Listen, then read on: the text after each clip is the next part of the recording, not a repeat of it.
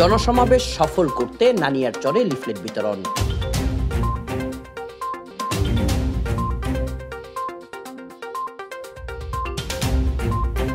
আগামীকাল অনুষ্ঠিতব্য রাঙামাটি জেলা বিএনপির জনসমাবেশ সফল করতে নানিয়ারচর উপজেলা বিএনপির সাধারণ সম্পাদক ফারুক হাওলাদারের নেতৃত্বে লিফলেট বিতরণ করা হয়েছে। রোববার সকালে নানিয়ারচর বাজারে পথচারী, ব্যবসায়ী ও স্থানীয় জনসাধারণের মাঝে লিফলেট বিতরণ করেন তারা।